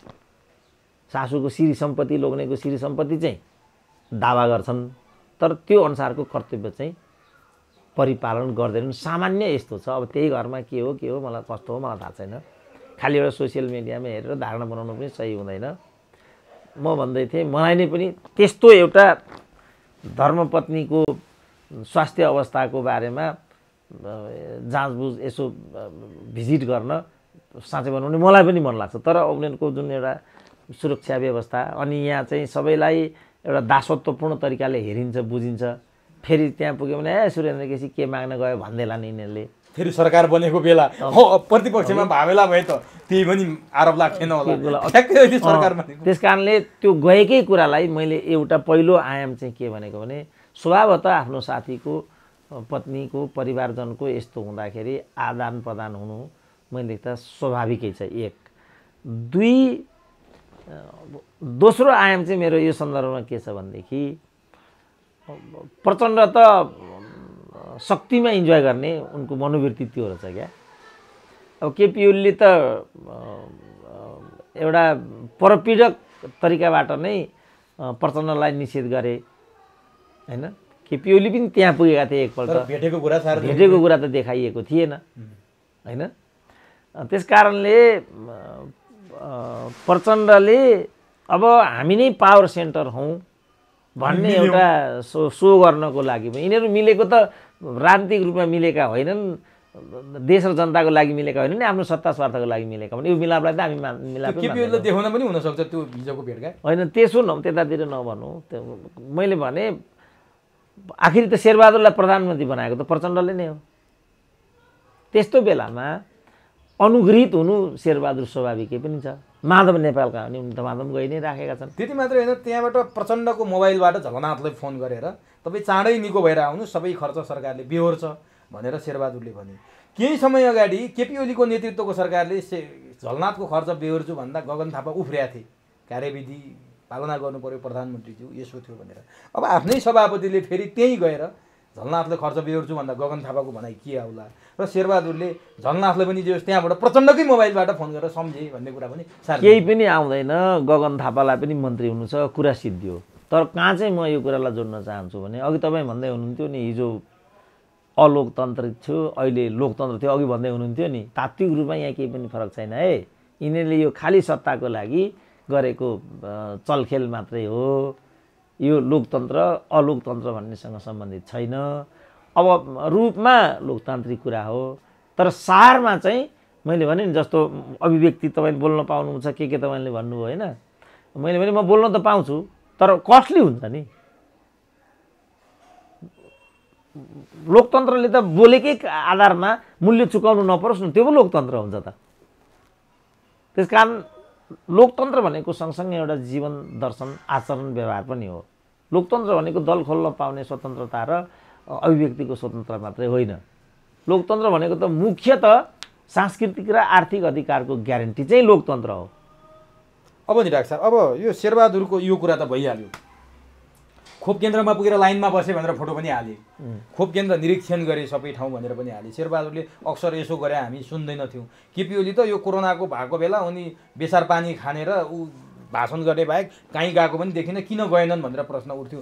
त्यो सुनेर शेरबहादुर गएका हुन् कि पार्टी कार्यालयमा बैठक नराखेर बालुवाटारमा राखे भनेर आलोचना भएपछि अब राख्दैन, पार्टी कार्यालयमै राख्छु भनेर त्यो पनि प्रतिक्रिया दिए रे शेरबहादुरले, त्यो पनि सार्वजनिक भएको छ। सँगसँगै शेरबहादुर हिजोभन्दा अलि सन्तुलित रूपमा बोले संसदमा भन्ने पनि कुरो आयो कि शेरबहादुर साँच्चै सुध्रेको भाव हो कि अथवा यो नजानिदो पाराले भएको मात्रै होइन। मान्छेका जे आनीबानीहरू हुन्छन् 20-22 वर्षमा ती आनीबानीहरू चाहिँ सेट भइसकेका हुन्छन्। म आजदेखि बदलेँ, आजदेखि सुध्रेँ भनेर तपाईँमा परिवर्तन आउने होइन। कतिपय मान्छेका चाहिँ नैसर्गिक स्वभावहरू, जस्तो मेरो आफ्नै स्वभाव छ होइन। म कतिपय अभिव्यक्तिमा चाहिँ नन पार्लियामेन्ट्री टर्महरू म आफै पनि प्रयोग गर्छु होइन। एउटा प्रोफेसरलाई त्यस्तो नन पार्लियामेन्ट्री टर्महरू प्रयोग गर्नु उचित होइन नि। तर म एउटा ग्रामीण संस्कारबाट एउटा अभिजातीय एउटा पारिवारिक पृष्ठभूमिबाट आएको हुनाले आम मान्छेलाई हेप्ने ठेल्ने पेल्ने यो एउटा आदत त मलाई पनि लाग्यो नि त। अब लेटेस्ट पनि मलाई मेरा कतिपय चाहिँ शब्दावलीलाई लिएर मेरा शुभचिन्तकहरूले घोर आपत्ति प्रकट गरे र वैकल्पिक शब्दावलीहरू दिए।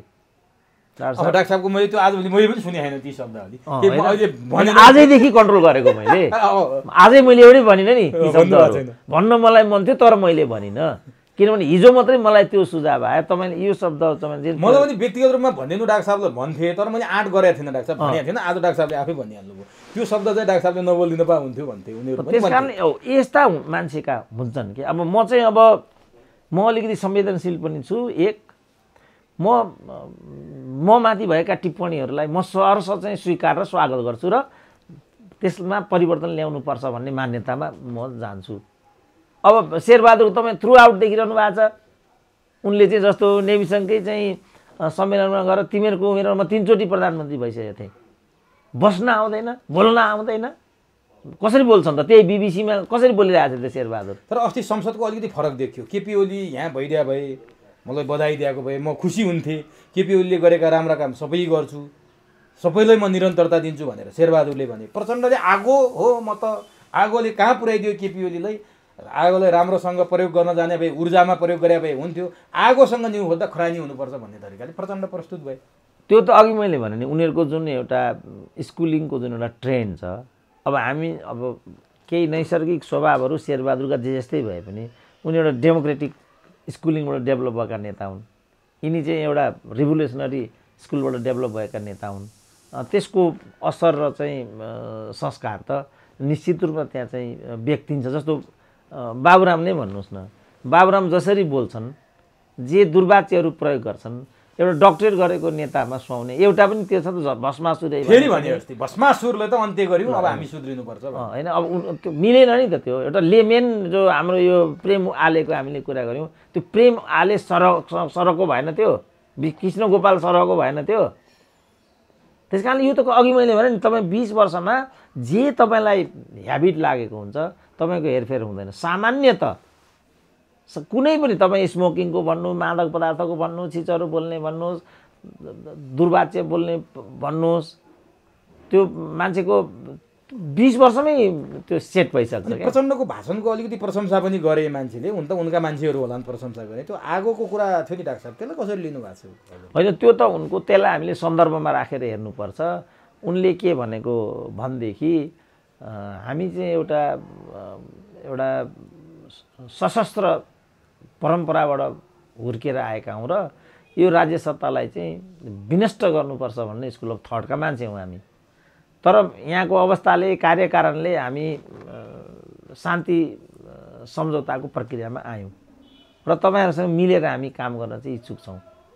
अब यो प्रणालीमा पनि तपाईँहरूले हामीलाई चाहिँ एडजस्टमेन्टको एउटा वातावरण बनाउनु हुन्न भने यो चाहिँ आगोमा खेल्ने जस्तो कुरा हुन्छ। ओलीलाई भने नै मान्छेले अर्थ लाए, किनभने हिजो म कमान्डर हुँ, युद्धको कमान्डर, भित्तमै पुर्याइदिन्छु भने पनि प्रचण्डै हुन्, पुस 5 यता भन्ने। आज प्रचण्डकै कारण ओली त्यहाँ पुगे, त्यो पनि सबैलाई थाहा छ। त्यही कुरा आगोसँग जिस्किँदा ओलीको यो हालत भयो भन्न खोजे हुन् कि भनेर पनि होइन, त्यसमा दुई मत भएन।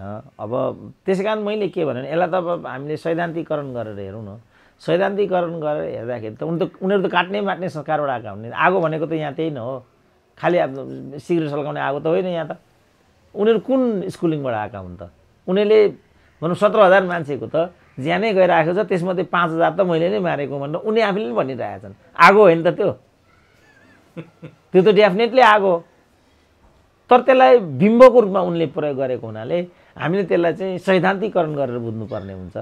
अब म अन्तिममा डाक्टर साहब, प्रचण्डले राजनीतिक उच्च संयन्त्र बनाएर चाहिँ सरकार चलाउने भन्दा केपी ओलीसँग खटपट त्यहाँबाट भएको सुरुमा, त्यो नहुँदा आज यो भयो। फेरि प्रचण्डले उच्च स्तरीय राजनीतिक संयन्त्र बनाएर सरकार चलाउँ भनिरहेछन्। यसले शेरबहादुरलाई स्वीकार्य होला कि नहोला, अथवा यसले के भन्ला, यो कुराले समीकरणमा के असर पार्ला? र अर्को कुरा अन्तिममा, जसरी 165 शेरबहादुरले प्राप्त गरे, 249 को हिसाबले 2/3 नै भयो र राष्ट्रपति विद्या भण्डारीमाथि महाभियोग लाउने चर्चा चलिरहँदा अब 8 जना सांसदलाई मनाउन सकिएपछि लाउन सकिन्छ भन्ने समाचार आजदेखि आएका छन्। कि यिनीहरूले राष्ट्रपतिलाई महाभियोग लगाएर राष्ट्रपतिले नै विदाई गर्ला। मैले पहिला उच्च स्तरीय संयन्त्रको सोधेँ अनि यो महाभियोगको बारेमा उच्च स्तरीय संयन्त्रको हकमा चाहिँ प्रचण्डले जे चाहे त्यो हुन्छ कुरो सिद्धिहाल्यो। किनभने यो सरकारै प्रचण्डको हो नि त र एकदम प्रतिरक्षात्मक अवस्थामा अब शेरबहादुर छन्। किनभने प्रचण्डसँग माधव नेपाल पनि छन् भने चाहिँ शेरबहादुर त कुनै अस्तित्वै छैन यसमा कुरो सिद्धिहाल्यो। प्रचण्ड उच्च संयन्त्र बनाउन चाहन्छन्, उच्च संयन्त्र बन्छ, कुरो सिद्धियो। मेरो सुझाव के छ प्रचण्डलाई भने उच्च संयन्त्र बनाए पनि नबनाए पनि यो सरकार तिम्रो हो, यसको रिमोट तिम्रो हातमा हुन्छ। उच्च संयन्त्र मान्छेले मन पराएको छैन भने छोडिदेऊ यो कुरा भन्छु म। यो मेरो उनलाई सुझाव हो। उनीहरू सुझाव हाम्रो मान्दैनन्, तैपनि उनका कोही मान्छेले यो सुनेको भए मेरो सुझाव चाहिँ यो हो। अब जहाँसम्म विद्या भण्डारीलाई महाभियोग लगाउने कुरा हो, विद्या भण्डारीलाई वास्तवमा महाभियोग त लगाउनु नै उचित हो मैले देख्दा, लगाउनु नै पर्ने हो मैले देख्दा, किनभने उनको भूमिका गलत हो। तर अब यो पद्धति राम्रो हुँदैन। हिजो सुशीला कार्कीलाई पनि लगाउन खोजेका थिए, लोकमान्य कार्कीलाई पनि लगाउन खोजे। जब जब यिनीहरूलाई चित्त बुझ्दैन तब यिनीहरू चाहिँ महाभियोगको कुरा गर्छन्। चोलेन्द्र शमशेरलाई पनि यो रञ्जन कोइरालाको प्रकरणमा लाउन आँटेका थिए। त्यही नलाउनाले आज कतिको घातक भयो त केपी ओलीलाई। यस्तो हुन्छ कहिलेकाहीँ र यो त्रासले विपरीतलाई चाहिँ सिध्याइ नै दिनु पर्दो रहेछ भन्ने मनोविज्ञान यिनीहरूमा बन्दै गएको कुरा चाहिँ सत्य हो। मैले भने हरकतको हिसाबले त विद्या भण्डारीलाई पनि महाभियोग लाग्नु नै पर्ने हो। तर अभ्यासको हिसाबले यो ठिक हुँदैन। किन पनि ठिक हुँदैन भने यिनीहरूले चाहिँ विद्या भण्डारी विरुद्धमा महाभियोगको एउटा पेशकस गरे भने न्यायाधीश विरुद्ध एमालेले पनि पेशकस गरिदिन्छ। अनि अराजकता आउने भयो नि त, भद्रगोल आउने भयो, सिस्टमै कोल्याप्स हुनेतिर जान्छ त्यसपछि। त्यसकारण यो कसैलाई पनि लाभप्रद हुँदैन। विद्या भण्डारी महाभियोग लगाए पनि नलगाए पनि त्यहाँ राष्ट्रपति हुनुकै अब केही अर्थ छैन मोरल्ली। अब त्यस्तो एउटा लाचार राष्ट्रपतिलाई महाभियोगै लगाएर किन बेकारमा चाहिँ प्रणालीको विश्वसनीयतामाथि प्रश्न उठाउने, यतातिर उनीहरू नलागुन् भन्ने मेरो आफ्नो अभिप्राय चाहिँ मेरो त्यो छ। किनभने विद्या भण्डारीबाट पनि अक्षम्य गल्तीहरू त्यहाँ भएका छन् क्या। प्रधानमन्त्रीलाई यो बाटो ठिक हुँदैन कि पटक पटक तपाईँ अध्यादेश भन्नुहुन्छ, पटक पटक मध्यावधि गर्नुहुन्छ, यसले खराब त गर्दैन प्रधानमन्त्रीज्यू मात्रै भनिदिने गरेको भए केपी ओली पनि अलिक संयमित हुन्थे। केपी ओली संयमित भएको भए केपी ओलीले पनि यो नियति बिहोर्नु पर्दैन थियो। हामीले लामो समयदेखि व्यक्तिगत रूपमा मैले यही कुरा भन्न खोज्दा कति अवस्थामा केपी ओलीको दलाल भन्न पुगे, कति अवस्थामा प्रचण्डलाई बोक्ने भन्छन्। यिनीहरू बारम्बार हाम्रो त एउटा समायोजनकारी कोही पनि चाहिँ अतिमा नजाओस् जसले गर्दा दुर्घटनाहरू हुन्, हाम्रो त यो मात्रै चिन्ता हो नि त। यिनीहरू चाहिँ के चाहन्छन् भने ठ्याक्कै जस्तो भनौँ न शेरबहादुरको सबैभन्दा असल भूमिका भन्ने तपाईँसँगै मैले भनेको नि, सबैभन्दा राम्रो भूमिका कसैले खेलेको छ भने त्यो शेरबहादुर भन्दा त्यसले सुनेन।